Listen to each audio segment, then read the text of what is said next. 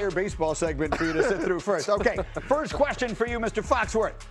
Jalen Hurts has been the topic of so much conversation. So once and for all, will he regress or progress this season? I think he'll progress. I think Sean Mannion's a very young a very young coordinator coming over from the Packers. They're going to run the ball and put him under center. I think they're going to make his job a lot easier using shifts and motions. It feels like a more modern offense. The offense they had before was a lot more simple, and it was based on whether they could run the ball or not. I think that this offense will give him a few easier answers. And Jalen Hurts, I think he'll perform much better than he did last year and return to a Super Bowl caliber team because of that. He's the most talked about player in the league. We're going to do a little more on the Eagles a little later. Let's stay in the division. Neek, what would success mean for Jaden Daniels and the Commanders this season? Yeah, I mean, I think completing the season healthy is the starting point for Jaden Daniels because that was a big question for him coming in. Of course, his rookie year was outstanding. If he could return to that rookie season, I think those things go hand in hand. If he's healthy, he's great. And I think this team will be really impressive if Jaden Daniels can stay healthy because their defense, they answered a whole bunch of questions through the draft and free agency on that defensive side of the ball. I think this team is going to surprise some people the same way they did Jaden's rookie season. It's been a strange roller coaster the first couple of years. Last one. Let's stay right in your neck of the woods there in Baltimore.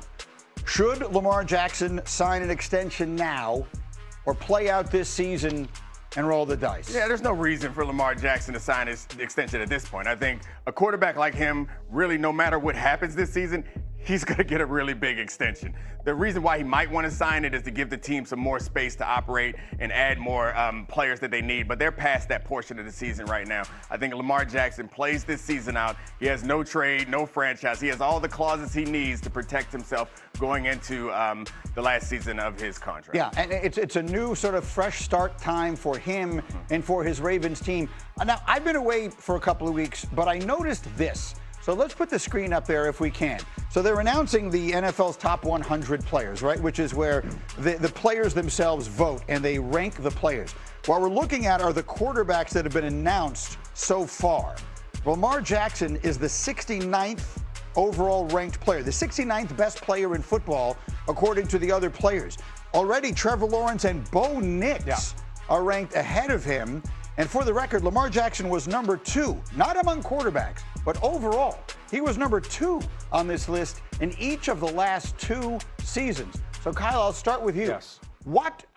I was watching that as I was away. How should I react to that? How should a person react to that? First of all, you try to stay calm. That's what I'm doing now. I try to stay calm. I'm doing my best. All right. God bless those top 100 ratings. God bless them. They are manna from heaven to get us through the desert of the offseason, and we need it. I also think that they're like a high school election, and I've heard a million players who do them in the middle of the season. They're handing them after a practice. They scribble the names in. They roll their eyes, and they hand it back. I don't think there's a living person in the world, including every single Denver Bronco, who thinks Bo Nix is better than Lamar Jackson right now. And if they do, they're not watching the games. It's fine if you want to say Bo Nix is up and coming. That's great. He's not better than Lamar Jackson. It's ridiculous. It is ridiculous, and yet it doesn't feel like nothing to me. Last season feels like everything that happened just felt very off. If he had dropped from 2 to 12 or 2 to 22, then I think we could say, oh, yeah, but 2 to 69 is significant. And we had this conversation last week, and Bart Scott was on here, and his theory was this is players voting, and it reflects the fact that when he came back from injury last year, he didn't run the way he used to, and therefore isn't as scary to defensive players as he used to be. If that's the case, it's still an overcorrection. Right. But going forward, it does raise the question of where do we put him? Obviously, anybody's going to take him over Bo Nix and Trevor Lawrence if they're starting a team right now. That's not an insult to either one of those guys. He's got 2 MVPs. We know when he's healthy, when he's at his best, he's the best player in the league. So what has changed in the eyes of his opponents, I think, is the question that comes out of this. Yeah, it's hard for me to imagine that he was at this point, he's not as reliant on that rushing attack as a generator of his offense. Like, he threw 41 touchdowns and 4 interceptions a couple years ago and 4,000 yards. That's not a regular Lamar Jackson season, but that's not a regular anybody season. Right. It was one of the best seasons a quarterback has ever played. And, of course, last year was injury riddled. My guess is that these players are projecting some more injuries for Lamar Jackson because if they think he's going to be healthy for most of the games, He's a top 10, top 20 at worst player in the entire National Football League. But that's not your job to project injuries. Vote. I mean, they're You know everybody. I can't because everybody could get injured. Yeah. The point is, I feel like there has been some question in the minds of some people, and maybe some of those are people who were never convinced he was going to be good in the first place and are trying to be right in their argument, even though they've been proven wrong 10 different times, but who feel like he played the position in such a unique way. He was so unlike basically any play we've ever seen before that if and when he loses that dynamism, whatever that ridiculous quality he had that we never had before, then who is he? I feel like what you're saying, Dominique, is he's already answered that. Dan, what I think this vote is suggesting is I'm not sure everyone thinks he's answered that. That's why, like, if it was old school coaches and talent evaluators that never thought he'd make it in the NFL and they want to be proven right, but these are players. That's right. These are the guys that play with and against him that have said this was the second best player in the league a year ago, and now he's not top 68. I just find it I find it fascinating. It's the same pool of voters, right? It's 1 year different. Yeah. The voting is done during the season, right? It's not after the season, after we've seen them miss out on the playoffs, and so something changed about the way players perceive him. That's right. So that's why, to the point you were making, which I don't disagree with. Obviously, this is not. These are not like carved in tablets or whatever. But it doesn't feel like nothing to me. It feels like something. We do something on our show a lot. Is this something or nothing?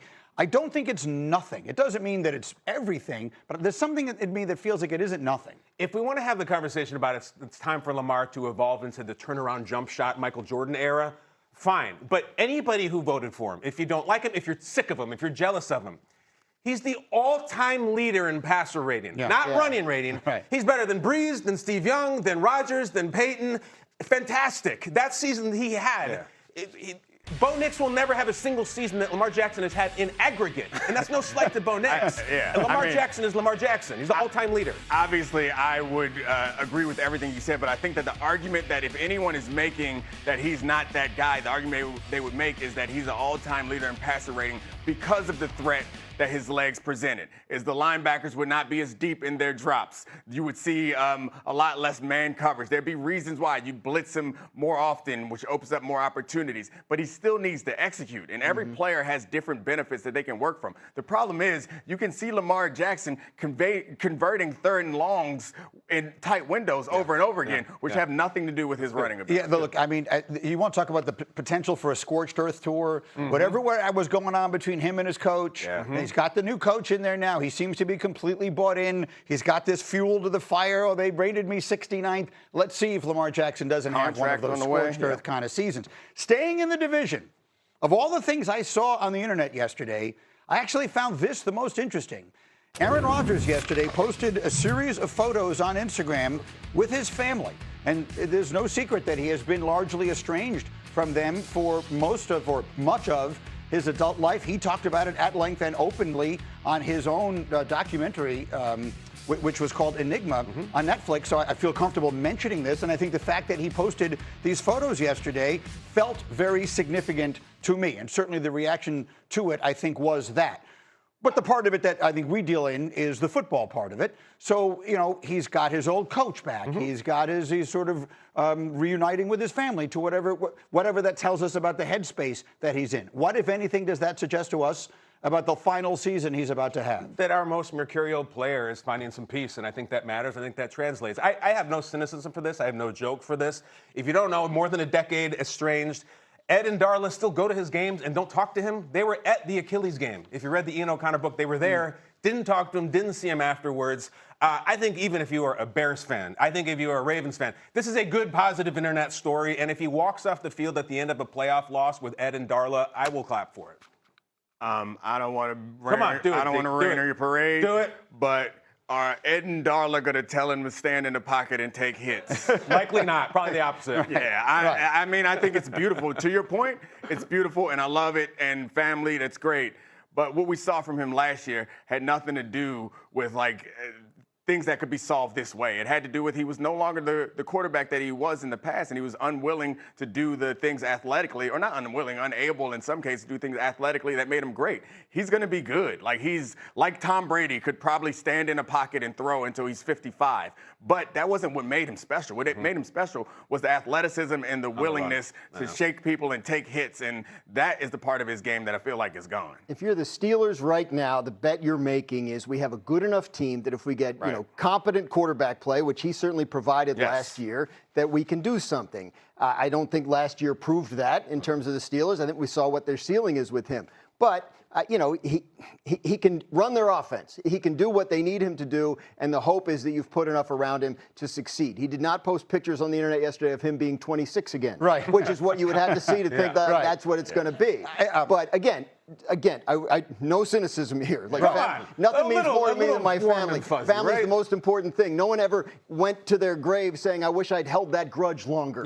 So good for Aaron and his family. I hope everything's wonderful there. In terms of the football, it's hard for me to imagine seeing much different than we saw last year. Okay, I co-sign literally everything that has been said here. I think it is a very nice story for someone who has been so famous for so long that you feel like you know him and the people involved, even if you don't.